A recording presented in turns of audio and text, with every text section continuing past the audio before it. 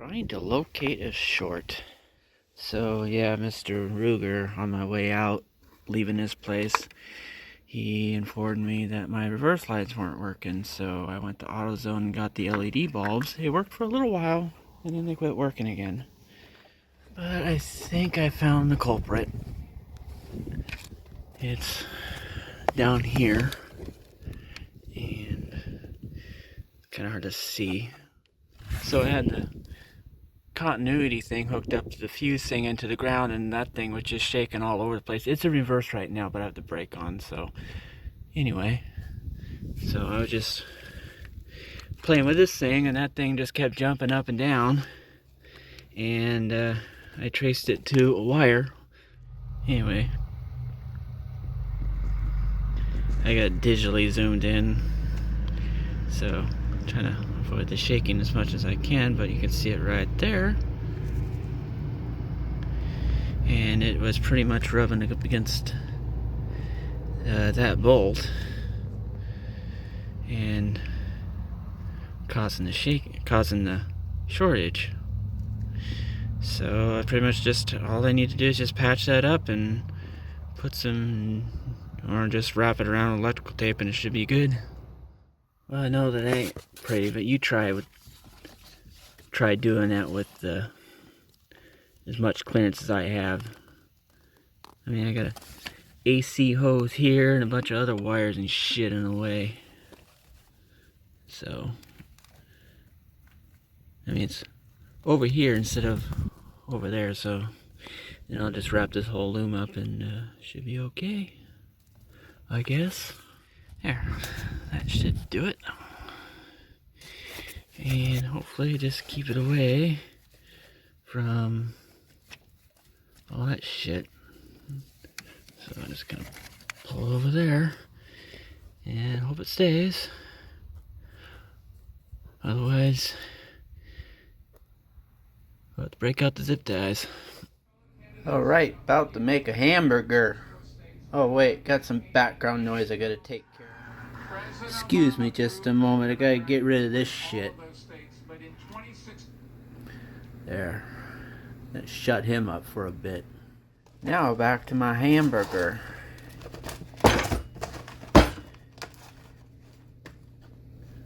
Kroger Private Selection Fred Meyer quality right here. Alright.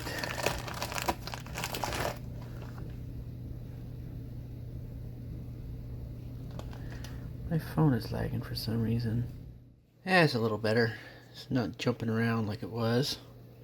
Alright, let's go put this motherfucker on the grill. Happens to be raining outside. Doesn't have to be perfect weather for barbecuing or grilling. This is not a charcoal grill, or not a charcoal barbecue, so it's called a grill. Alright. Time to let that cook for a little while.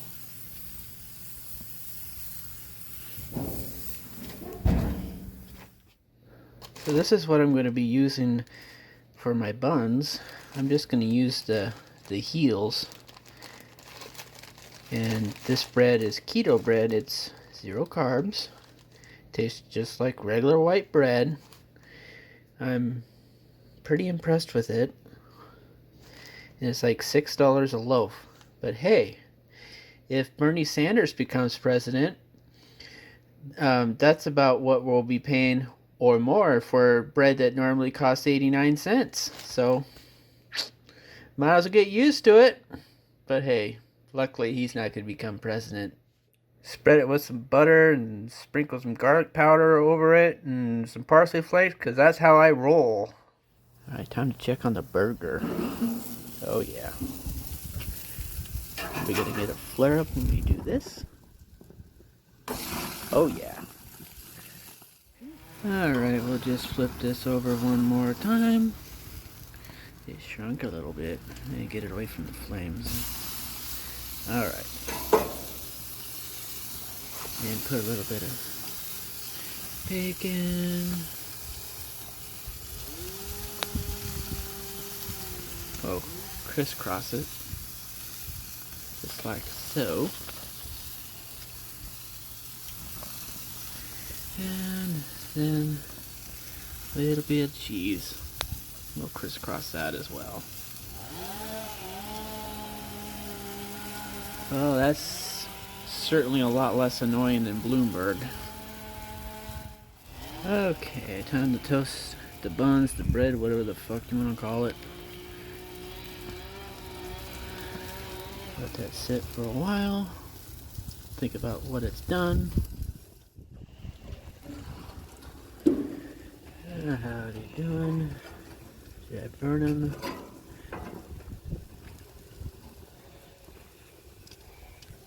Yeah, that was fine. Okay. What I usually like to do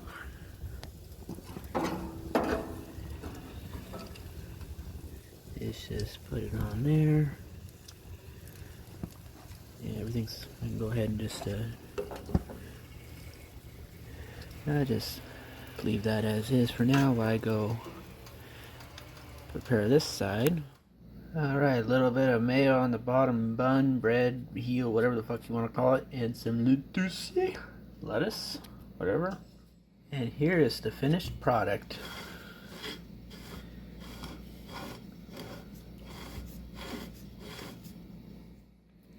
Follow me for more recipes.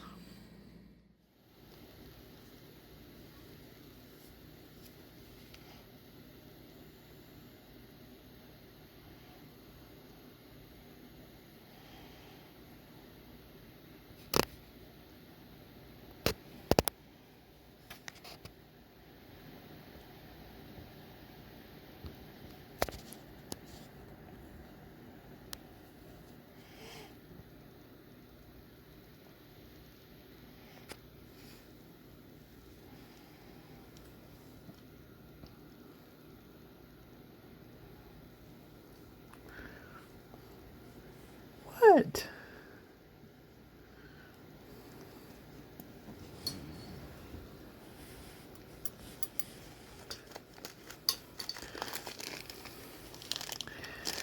Oh shit, she found my weed.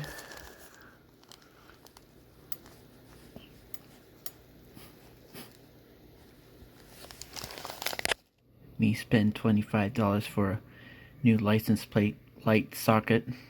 Not me, not ever.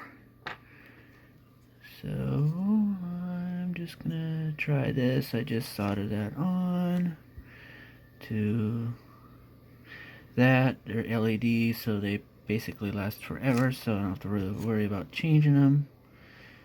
So I think I'm just gonna drill a hole right through the middle of that and stick those right down through there and see how well that works. There. Once that goop sets that I put in there just to seal things up and keep everything in place, it's pretty much ready to go back on the car. And as you can see, I didn't get real fancy or anything with it. All I have to do is just crimp those on and put this back where the license plate light is, and it should work. So. In the FISA court, because they lost faith in the FBI and the Department of Justice to tell the truth, to present honest evidence. And instead, in this particular case, they presented 51 lies, deceptions, omissions, the concealing of evidence, and as you point out, fraud. And the reforms I've seen so far... Well, it's almost spring, and the grass doesn't want to seem to wait that long. So, better do something about it. Shit, that ain't supposed to happen, I don't think. Let's try this again. Ah, there we go. $272 later, because that needs a belt, and that piece of shit won't stay running. If you're wondering, it's a Boland's 140cc Bridge and Stratton air filter cover. Came off, got ran over, and missing the filter. This fucking gas cap doesn't stay on. Now it just don't want to stay running, so fuck it. Went and got a Craftsman instead. And this one's 160cc, so it's a little bit more power with the Honda engine. So I am done with Bridge & Stratton. Bridge & Stratton uses plastic bullshit on their carburetor, so this one is, I checked it before I bought it, it's all steel. And this one is auto choke.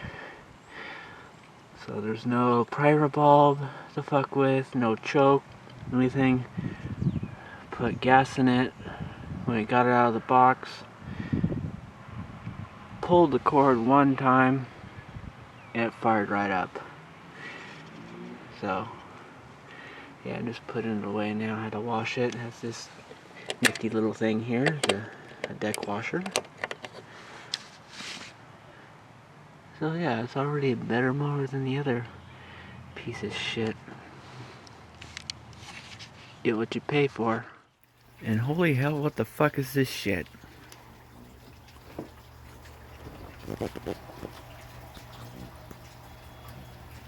Hummingbird gives 0 fucks.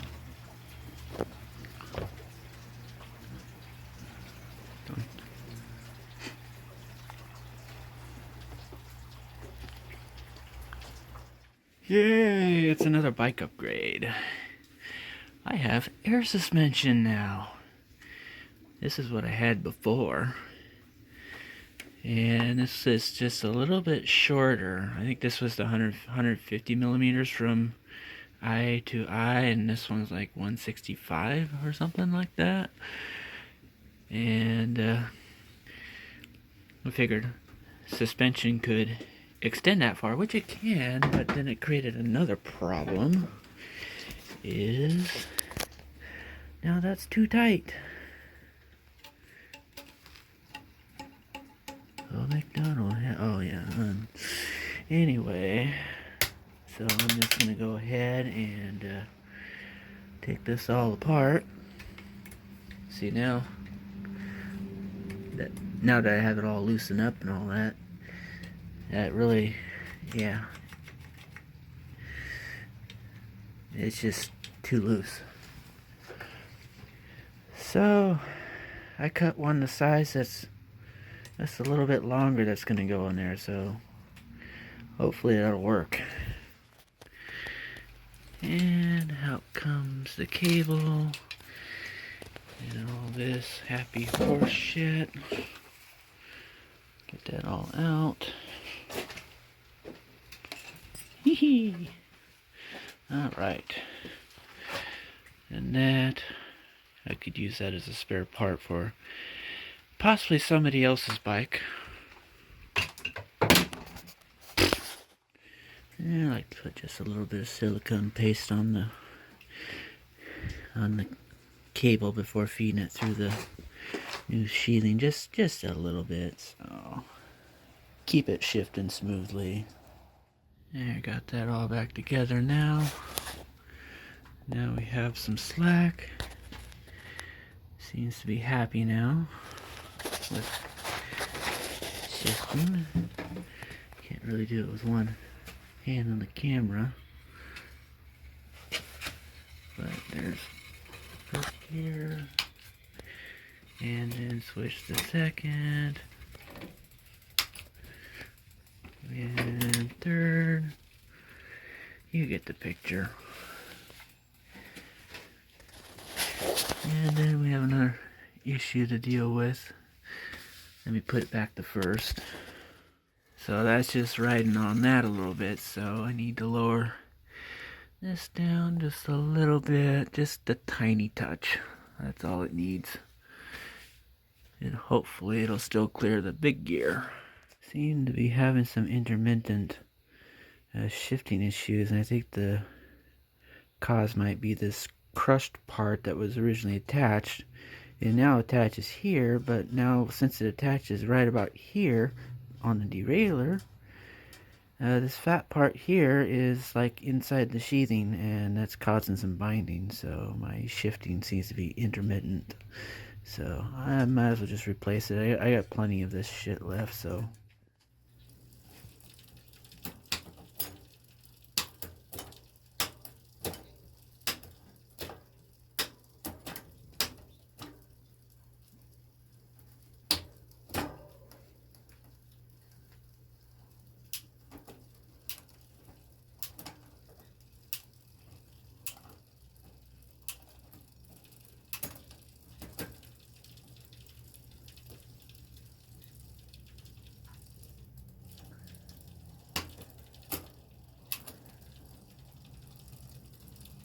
Seems to be a lot better now. Sounds like I need to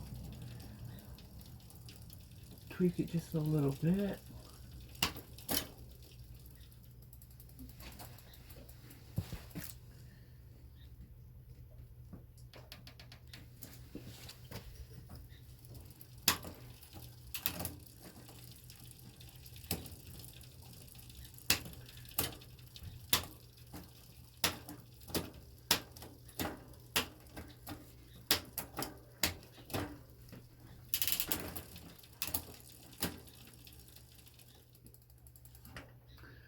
Good enough.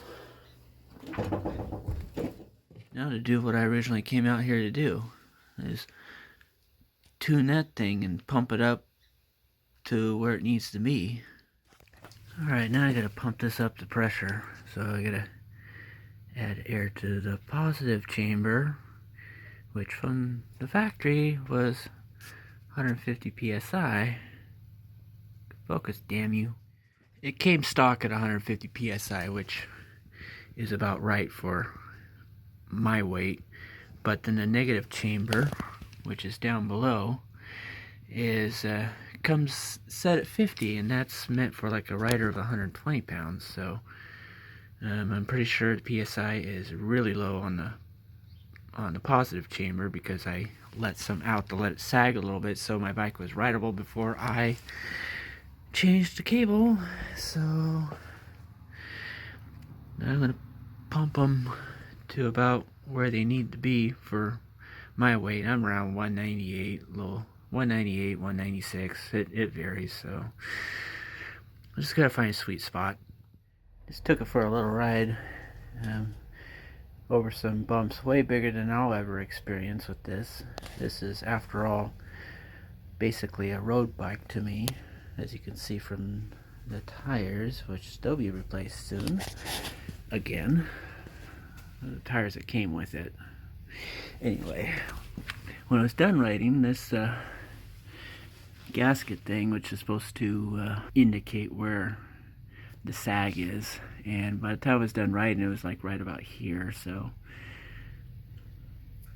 added a little bit of air to the top chamber, so I got it about a little past 150 and then disconnected it. So when you disconnect it, you lose just a little bit of air. So anyway, alright, so this is my latest upgrade for now. Maybe I'll replace those with air shocks someday. We'll see. And lastly, I'm not too concerned about that rubbing, because when I sit on the bike, it's gonna sag just a little bit, and then it'll clear.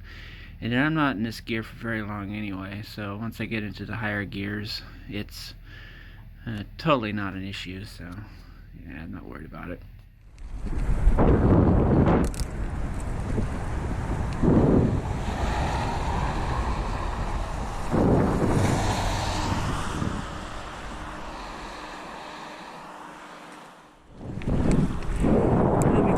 Of me to do these bike upgrades and not take you for a ride.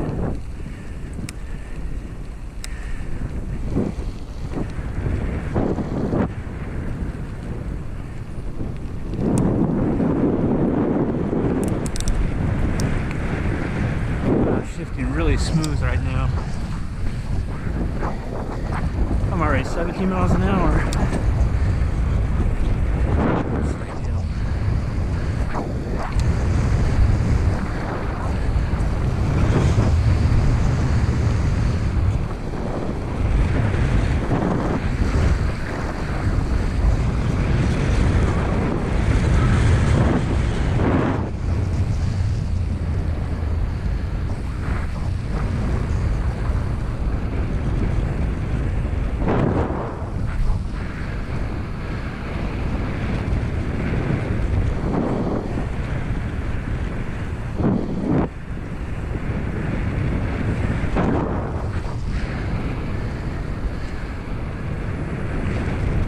Here's the hydraulic brakes.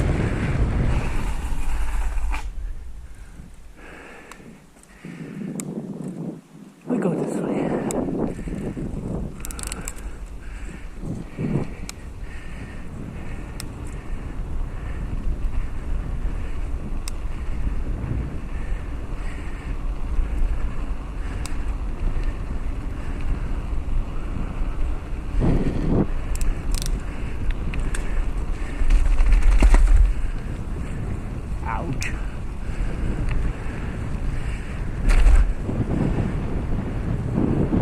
really shouldn't hit bumps that hard.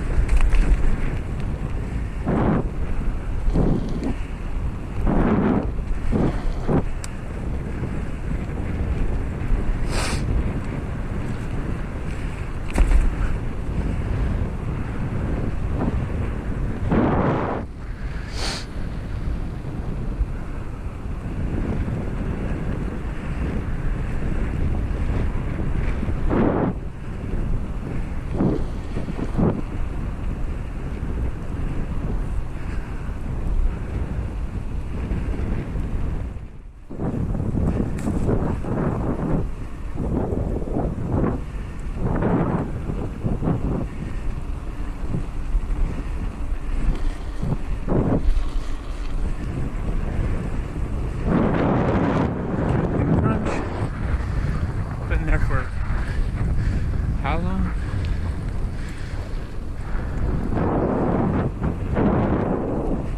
Oh, fuck, I still have my phone with me.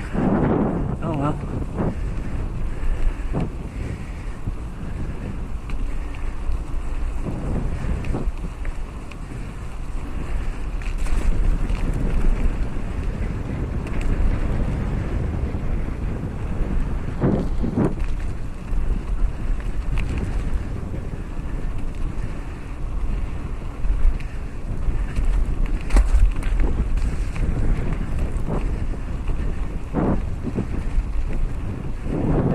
Has road.